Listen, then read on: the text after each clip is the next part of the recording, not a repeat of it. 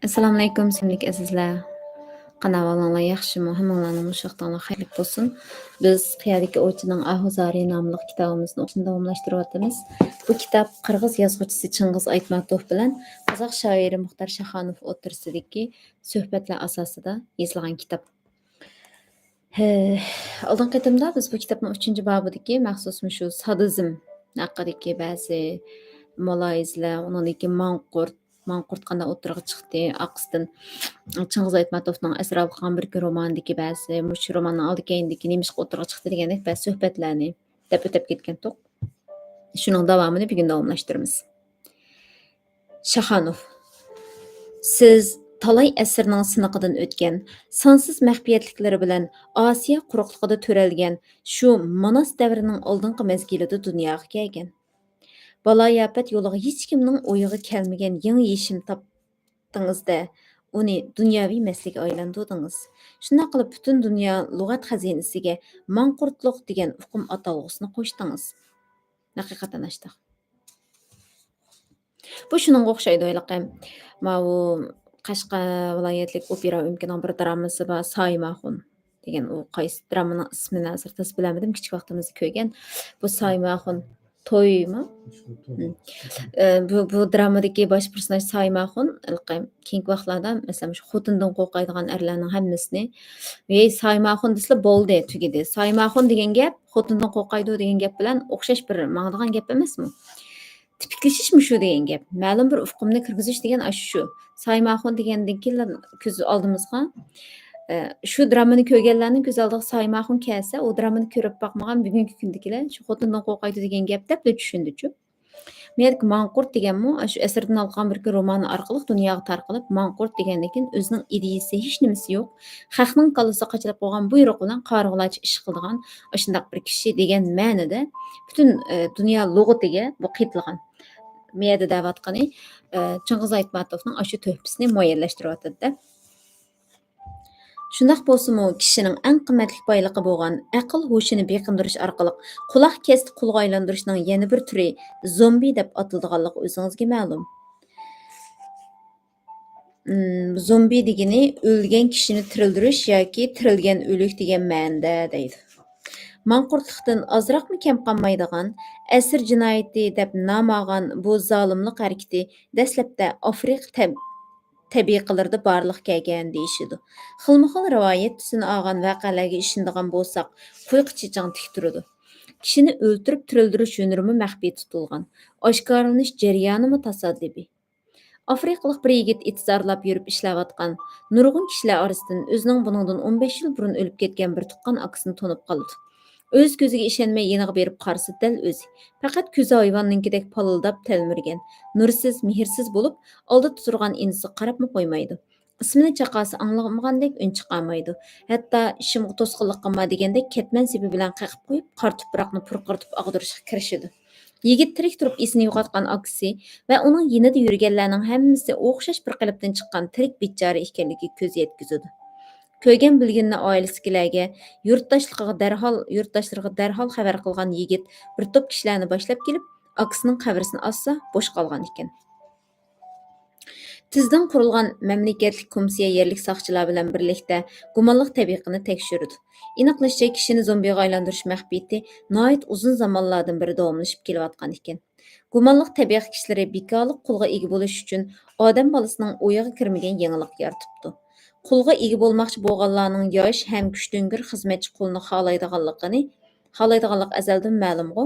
Shunga oldi bilan asosan Afrika daryolarida yashaydigan ikki tishliq beliqning dumbisidagi qiltirqini ilib, ko'zlagan kishining tamqiga tuydirmasdan silvasli bo'ldi. Birozdan keyin tiniq to'xtab, badani ko'kirib, tili gapga kelmay qoladi ekan. Yerlikka qo'yilgan o'likni 4-5 kundan keyin gumonliq tabiqining kishilari yoshirin ko'lab ilib o'rmonlikqa ilib bordi. Üstü beshiga dap-dumboqlarni esishgan sehrgar palchilar hech kishi anglab boqmagan kuchli duolarni o'qib, yodlardan qat'iy yoshirin tutqish afsullarini qo'llandi. Tong atada o'likka jon kirgizib, o'rnidan turg'izib mangdirdi. 7 a'zosi saq, biroq mingisining 20dan ko'proq o'lgan. O'z ismini, tigi taxtini, tug'ilgan yurtini, yaqin yiroq kishilarini biroqla unutgan, ئېلىپ بېرىپلا ئىشقا سالسا بولغۇدەك بىكارلىق پۇل تەييار بولىدۇ. بۇ جىنايەت مانا مۇشۇنداق ئاشكارىلانسىمۇ، ئۆلۈك ئوغرىلاش ھازىرغىچە چەكلەنمىگەن گەپ. بۇنى تازا بەك چۈشەنمىدىم. چۈنكى ئىنساننىڭ نەپسى توختىغاندىن كېيىن، بۇ قاندىكى ئوكسىگېن ئازلاپ كەتكەندىن كېيىن، ئۇنداق 3-4 كۈن ئوكسىگېنسىز قاس ئارقىسىدىن تىرىلدۈرۈۋالغىلى ئۇ خىل ئەھۋال. قالغىنىنى بۇ ۋاقىتتا بەكرەك ئىزدىنىپ بېقىش كېرەك. بۇ يەردە يالغۇز ئۇ ھېلىقىدەك مەسىلەن 3-4 مىنۇت شۇ يەردە ئۆلگەندەك بولۇپ، بۇنىڭدىن كېيىن نەپسى داۋاملاشقان بىلەن مېڭىسى ھوشىغا كەلمەي شۇ گۆرۈدە يېتىۋېرىدىغان ئەھۋال بولامدۇ. ئەندىن كېيىن ئۇلارنىڭ دەپنە قىلىش ئۇسۇلىمۇ بەلكى بىزنىڭكىدىن پەرقلىق بولۇشى مۇمكىن. بىز تۇپراققا كۆمۈۋېتىمىز، ئۇلار بىر نەرسىنىڭ ئىچىگە سولاپ، ھېلىقى تاۋۇت ئاشۇ نەرسىنىڭ ئىچىگە سولاپ كۆمۈپ قويسام دېيەردە 3-4 كۈن ئىچىدە تۇرۇپ تۇرسا كېيىن چىقىرىپ olىدىغان ئىش. لېكىن ئاشۇ ئويۇنلار بارغۇ ھازىر ئەمدى زومبي دەيدىغان ئويۇنلار. ئايتماتوف: ماڭقۇرتلۇق بىلەن زومبىلىق سادىزمدىن ئۆسۈپ چىققان ئىككى چوڭ شاخقا ئوخشاش، ئىسمى بۆلەك بولغىنى بىلەن زاتى بىر. ئەنگلىيەنىڭ يازغۇچىسى گىرىم گىرىن ئۆزىنىڭ كۈلدۈرگۈك ئارتىسلىرى ناملىق رومانىنى يازىدىغان چاغدا گايتى قەبىلىسىگە بېرىپ ئەسىر جىنايىتى دەپ نام ئالغان زومبىلىقنى ئومۇميۈزلۈك تەتقىق قىلغان. كېيىن ئۇ كۈندىلىك خاتىرىسىگە دىۋالىيە دېگەن بەگنىڭ تونتۇن ماگوت دەپ ئاتىلىدىغان مەخپىي ساقچىلىرىنىڭ كۆپىنچىسى شۇ زومبىلاردىن ئىبارەت. بۇ مەملىكەتتە ئۇچرىغانلا كىشىنى ئۆلگەندىن كېيىن زومبىغا ئايلاندۇرۇش شۇنچە ئوڭايلاشقان. شۇ سەۋەبتىن ئادەتتىكى ئاھالىلەر ئىنتايىن ئەنسىزلىك ئىچىدە ياشايدۇ.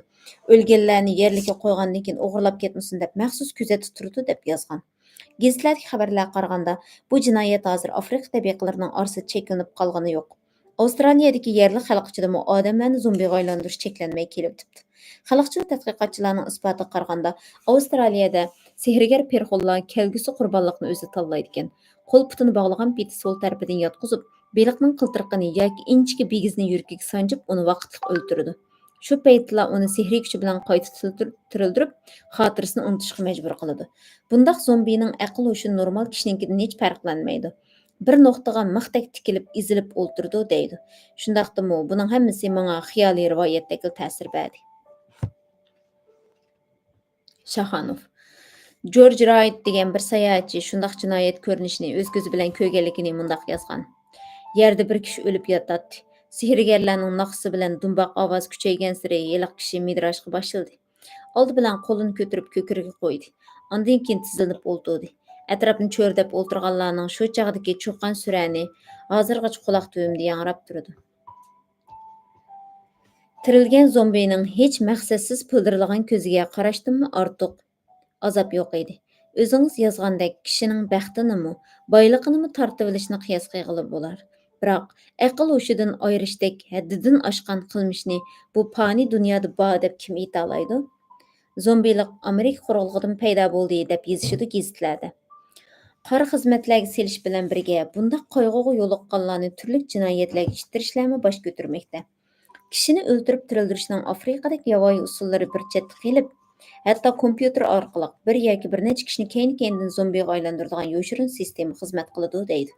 Zombiga aylangan kishi o'zining aniq zombi ekanligini isbotlasa, shu jinoyatga jiddiy tekshirish olib bormagan hukumat 1,5 yoki 2 million dollar atrofida jarimani to'lash kerak ekan. Gaitidan Amerikaga ko'chib kelgan Jang Ornev degan kishi o'zini men zombi deb e'lon qilib, jamiyat fondidan yordam talab qilgan. U jamiyat fondining egasi Gaiti hukumatiga murojaat qilib, Ornevning hujjatlarining ko'chirilma nusxasini keltirsa, u 1978 yil 51 yoshida dunyodan o'tdi deb yozilibdi. So'nggi qurib ketgan kishiga har qanday mamlakatning yordam haqqi to'lamaydiganligi ma'lum-ku. Mening o'lib qayta tirilganim rost deb iqror qiladi Jang Ornev o'zi. Biroq men hozirmi yashab ketyapman emasmi? O'ltirishmi, tirildirishmi sun'iy bo'ldi. Mening qanday gunohim bor?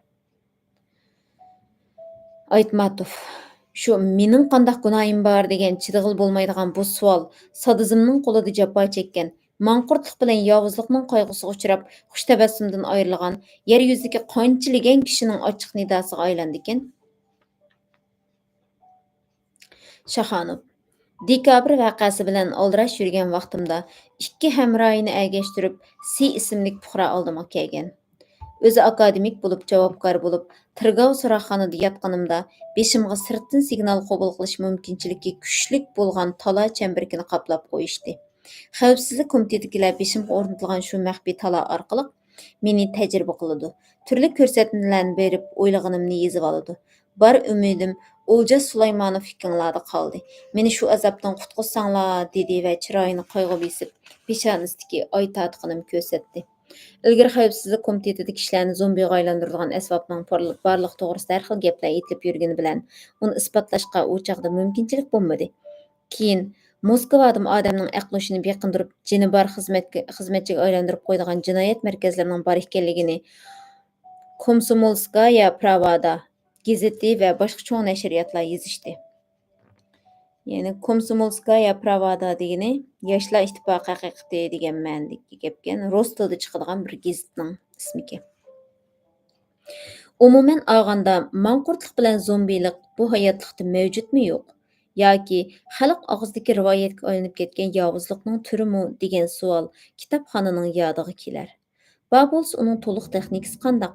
Qani isbotlar deguchilarmi tepila. Kishini manqurtga aylantirish o'tgan asrlarda bo'ldi. Ammo hozir Xudoga shukr yo'q. Biroq manqurtlik ideyasi yetilgan ba'zi turlar mamlakat miqyosi bo'yicha borliq talashsiz haqiqat. Yuqorida ilib borgan suhbatlarimizda uning ozroqini aytib o'tdik. Shundoq bo'lsa-mu, yovuzlik har xil kitoblarda, maqolalarda isbotlar bilan doim yezilyotadi. Biz uni qaqshavotgan reallikdan ko'ra cho'chaklardek qabul qilib, hikoyaning oxirini so'zib bitib, hayotlikning sonsiz masalalari bilan insoniyat hayotiga elib keladigan ziyonlarga ilg'ab izlanishga tirishdik. Shundoq, insoniyatning aql-parosati dunyoda ko'plagan ajoyib g'aroyiblarni dunyoga elib keldi. Ichinishliqi zolimlikning danqi kemaygini yo'q. Taraqqiyot mezoni qarasak, asr almashgan sari odam bolasining irsiyati bilan tegitak shollanib, yaxshilanib berish kerak. Undaq bo'lsa, yer sharidagi jinoiy qilmishlar nima sababdan yildan yilga avjilib boradi? Aytmatov. Masalan, Iroqda o'g'irlik qilgan kishining qo'lini kesadi. O'zgiga savoq, o'ziga jazo degan mana shu-da. O'g'rining qo'lini kesib, uni umrlik meyib qilgandan keyin ro'yi dunyosiga ta'sir qilib, yomon qiliqlar cheklandimi? Umuman olganda, odamni xo'rlashning, jazolashning ikkisiga yaqin usuli bor deydi. Hammasi har xil turdagi sadizmni o'z ichiga olgan. Uning ikki cho'ng shixi bir Osiyoda, bir Afrika quruqligida dunyoga kelgan manqurtlik bilan zombilik. Masalan, hozirgi texnikaning ortiqchiligiga tayangan bir sadizmchi hukmdor yer yuzida cheksiz huquq yurgizish maqsadida manqurtlik bilan zombilikni qurol qilib, umumyuzlik ishga solsa-chu, undaq ofatni Xudo o'ngimiz turmoq, tushimizdami ko'rsatmasin. Shahanov. Odam jismidagi sadizmning avjilishi, hatto butkul mamlakatni qapsagan qayg'uga aylanishida ko'pincha mamlakat rahbarlarining yor yurakda bo'lib atganligini tarixdan yaxshi bilamiz. Masalan, qadimgi Rimdagi qullarning o'zaro urushga selinishini olaylik.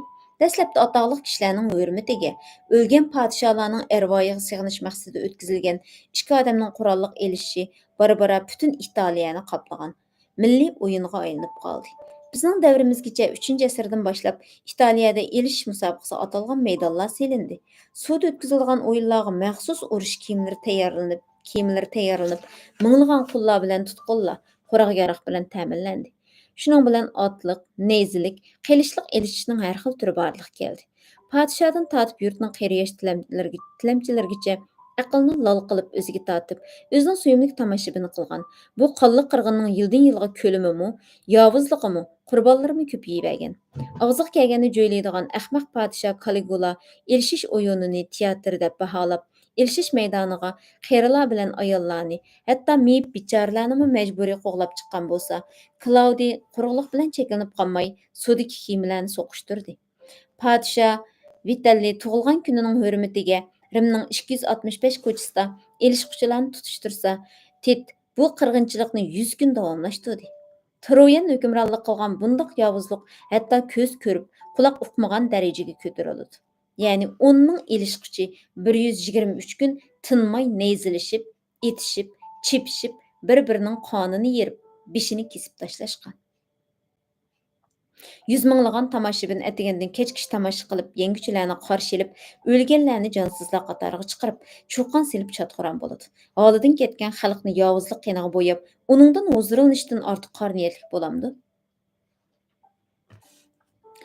Rim xalqini umumyuzlik xumo qilgan beajal qirg'inchilikdan eng avval qutqizgan xristian dini bo'ldi.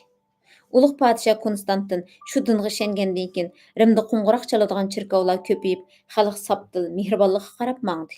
Chunki kishilarning bir-biriga bo'lgan zo'rliq zo'mbulligi xristian dinining qoidalariga xilof qiliq bo'lib, sanalib qat'iy jazolanadi. 404 yili erishquchilarning Rimda o'tkazilgan oxirgi tutishida Kichik Osiyodan kelgan Talamoq degan pop qarab turmasdan o'tirib tushib urushayotganlarni ajratmoqchi bo'ladi.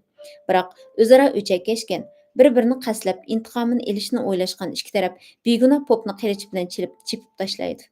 Bu shumliq ko'rinishning guvohchisi bo'lib o'tirgan podsho Gonori qo'rqib qolgan bo'lsa kerak, shuningdan boshlab mamlakatda elishish o'yinini o'tkazishni qat'iy cheklaydi. Demak, Rimliklar hozirgacha podshoga emas, ro'yi beshga mansub Talamoqqa ko'proq qarzdor. Aytmatov. Boshqalarning tatqan azobidan huzurlanadiganlarning jismida sadizm uchquni bor. Bunda xatarlik nishoni yuqori ong saviya, din orqali tizginlashma kun tartibdan qolmaslik kerak. Shundaq bo'lsin, Ispaniyadagi buqi bilan elishish, ya'ni tumshug'idan nur chiqarib, ko'zidan o't chachqan, ko'ndirilmagan buqi bilan odam o'tirsidagi yo o'lim, yo ko'rim sinishi hozirgacha millionlagan tomoshabinga huzur berib kelyotidi. Tutuşmaq o'tkazilgan vaqtda Madrid ko'chalarida, hatto butun Ispaniyada harakatlar ozaydi. Bu milliy o'yinni ko'zi bilan ko'rib huzurlanishga qo'l yetmaganlar televizor ekrani oldida kirpik qaqmay o'tirib ko'rdi. Shaxonov. Keyingi vaqtlarda narkoz dorisi olimlari odamlarning ustidagi besim ko'plarida ichimlikka berilib ketishini keltirib chiqadi deb yakun chiqadi. Undaqda xalqning hammasi nimishga suvar aroqkesh bo'lib ketmaydi degan savol tug'iladi. U odamning fiziologik aloyidligiga, o'z-o'zini tutilishni bilishiga, atrofidagi muhitning qoida usullariga bevosita munosabatlik. Miyada ishlatmagili bek uzun bo'lgan bir so'z o'tirg'i chiqib qoldi. Suvari. Hammasi degan ma'noda ishlatildi-ku. Shunga mush qaytadan aytdi, yaxshi asarlarni o'qisak degan mushta unutib qolgan, ishlatmagan so'zlarni qaytadan esimizga oldi ekanmiz. Yo'ldosh jo'rlarining ko'nglini yerda qo'ymayman deb aroqkesh bo'lib ketgan azmatlarni yoki aroqkesh eri bilan birga saronliq suyini ichib baxtsizlikka yo'liqqan ba'zi bir nazokatlik, chiroyli ayollarning tragediyasini o'qib ko'rib yuramiz. Odam turmoq turli o'simliklarning jismidami belgilik o'lchamda saronliq suyga xumori borligini fanniy asos isbotladi. Maxsus tajriba markazida o'stirilgan 20 tip ko'chatning 10 tipini odatdagi suv bilan, qolgan 10 tipi quyiladigan suvning tarkibiga isbot qo'shgan. Qisqarligiga qarang, natijada dastlabkisining bo'yi cho'ngliqi bir xil yo'sinda o'sib, keyingisining bo'yi egiz ham yo'pirmoqlari nihoyat baroqsan o'sgan. Keyin odatdagi suv bilan sug'organda dastlabki ko'rkamligi tugab, so'lishib qurishga boshlagan. Ba'zilar samagon, yerlik usulda tayyorlangan aroqning ismi ekan. Qaynatqanda ishlatgan bug'doy va yongyo'ning qoldiqlarini cho'shqa, o'rdaklarga berivagachga aroqkesh bo'lib ketgan cho'shqa bilan g'oz o'rdaklar to'g'risida matbuotlarda ko'p qaytim yozildi. Demak, yer yuzidagi hayotlik egasining har qandaqining jismidami xumolanishdek udum yoshirilgan degan so'z.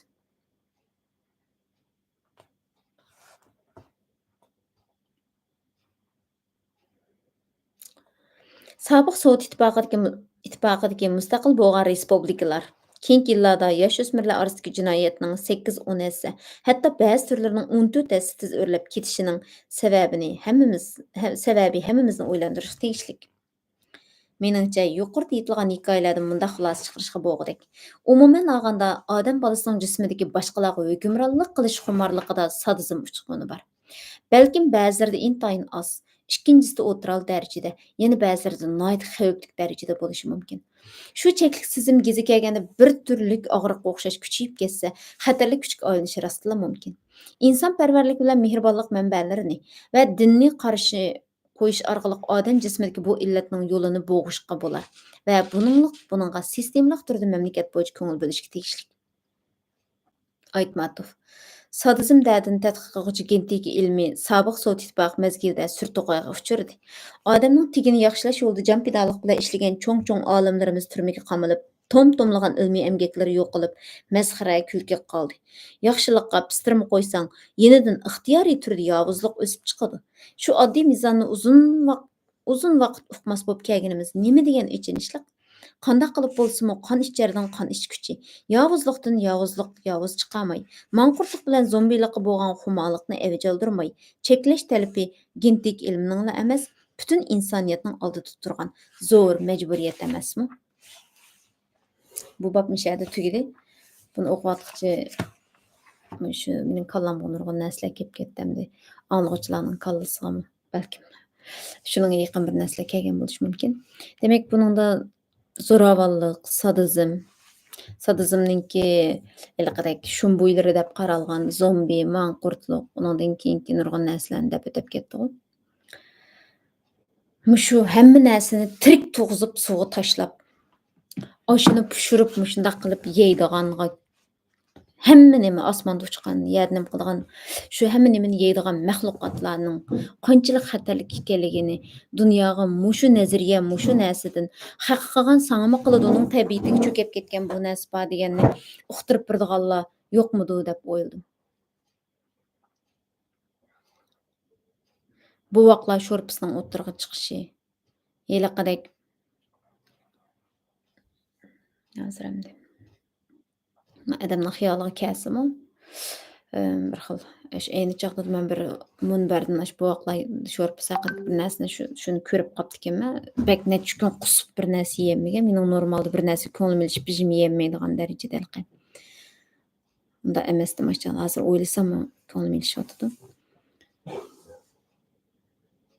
Ajoyib. Yangi xizmatga chiqqan vaqtimizda maxsus axborotchilarni tarbiyalash yig'ini deb bizni bir maxsus shundoq axborotchilar axloqiy xabar yozish degandek taraflarni bir tarbiyalash bo'ldi. Shu chog'da bir leksiyada mana bir narsa bir necha yilqi bir axborotchi, ya'ni bir xabar yozuvchi yoki bir muxbir nimalarni qilmaslik kerak deydiganda hamda yilqi axloqni axloqsizdan o'rgandaydi-ku. Shunga o'xshash mana bir misol ko'rsatgan. Guangzhou sahar gazetimidu, nəningda hozir aşı gazet aniq esimdə yo'q. Bu gazetning bosh betiga nihoyat yo'g'on qilib berilgan odam suti sotadigan bir yerning e'lonining ilingan ekanda. Bu bosh betda shu yerning e'loni berilibdi. Endi uningda hammasi haliqidek chipo deydi-ku, ma bu shundoq o'zining kiyimlarini kiyib olgan Xitoylarning ayollarmi shunda chiroyli turgan qattiq bir mulchi shu rasm bosh gazetniki bosh betida yo'g'on berilgan. Undan keyin buningga maxsus shu odam sutininki meda deyish ajoyib bir qandoq adam ig'ziga elishqimi nima qilgan bir narsani ayaga gazetga xabar qilib bergan buning tibbiy foydasi u bu degandek ilmiy shaklda bir chiqarishga tirishgan nima dedi. Bu gazetchilik, taratqu va nashriyatchilik axloqiga intayin ig'ir xilop. Bunda narsalar qat'iy gazet emas, har qanday taratqu mayli to'g'ri bo'lsa, ustiga chiqmaslik kerak. Yangilik, masalan, xabarlar yangi bo'lishi kerak, kishilarni jalb qiladigan bo'lishi kerak deymiz-ku. Yangi bo'lgan va jalb qilgan narsaning hammasi xabar qilib berilmaydi. Buning shu jamiyat ko'rsatgan ta'sir nurg'un taraflar qilindi deb ishda bir misolni olgan. Ya'ni bu biz ko'rgan shu jamiyatdagi dunyoga anglitolmayotgan, hozir mushuning deb o'tib ketgan mayli zombilik bo'lsin, mayli sadizm bo'lsin. Insonlarning hammasiniki seninki kallang zaharlangan, sening kallangda kasal va kallangda kasalni davolaymiz deb olib berib, o'xshash naqsha o'gitib, o'xshash ishni qilib, o'xshash jazolarga uchirtib, mushtaq qilishning o'zi dunyodagi insonlarning tabiatidagi buzilgan bir vahshiylik, bir qonxo'rlik. Umumiy xalqning yegan ichgan hamma nimasida hech nimani og'rimaydigan u vahshiylikning qandaqdir hokimiyat yoki bo'lmasa hokimiyat tutayotgan ma'lum bir to'plum yoki bo'lmasa ma'lum bir partiyadagi to'plumga emas, butun millatning qon-qoniga singib ketgan bu qadar vahshiylik ekanligini dunyoga bildirish kerak. Mau paqani tashlab yeydi, paq sakrab chiqib olsa yana tashlab qilayotgan bir ko'rinish. Paqamitdek ashtaq bir bijnim ish qilib tirik tashlasa yana chiqib oldi ekan, suvni yana tashlab tirik bit ashtaq. Bu mushu narsalarni qanday qilib dunyoga bildiramiz? Buning mushundaq haqiqatan sadizm deb o'tdi-ku. Bu xil zo'ravonlik, bu xil narsa normal holatdagi insonlarda masalan qattiq bir nohaqchilik uchirdik yoki bir ziyonga uchirdik. Bizga ziyon berguchi yoki bo'lmasa bizni adolatsizlik uchratguchiga nisbatan qalbimizda u xil o'chilish yoki u xil narsaniki paydo bo'lishi yoki shu chaqdagi ochchig'imiz sababli ba'zi narsalarning o'ttirg'a chiqishi bu normal bir insonning qo'rqish, g'azablanish deydigan psixikalik narsari. Ammo normal bir puhradimi, normal sharoitdami, xushal bo'lsinmi, xafa bo'lsinmi, darajada tuyg'usiz, rəhimsiz və fürsət tapsalam dəstəydigan bu narsa umumyüzlük bir toplumdaki psixikalik oyinish və bütün dunyoga bir qo'rqinchli narsa. Mushu narsani nemishqa bildirolmaymiz, nemishqa mushtaq dunyoviy nazariyaga, mushtaq psixikalik dalillarga, mushundaq narsalarga bog'lab tushuntirib, biz muzayning beshiga kelgan, inakning beshiga kelgan kun muzayning beshig'im keladi, bizning beshimizga kelgan sening beshing'im kelib qolmasin, o'shani och ko'zingni, o'shani deb ko'zingni och degan narsani nemishqa uqtirolmaydiganimiz deb o'ylab qoldim men o'quvchi. Demak bizningki qalami o'tkir dunyodan, vaziyatdan, nurg'un narsalardan xabardor qalami o'tkir yozuvchilarimizga ehtiyojimiz bor va mushu sohada xizmat qiladigan nurg'un kishilarimizga ehtiyojimiz bor degan gap. Bugungi o'qishimiz bu bobni shat tugdi. Davomini o'qiymiz. Allohga omonat.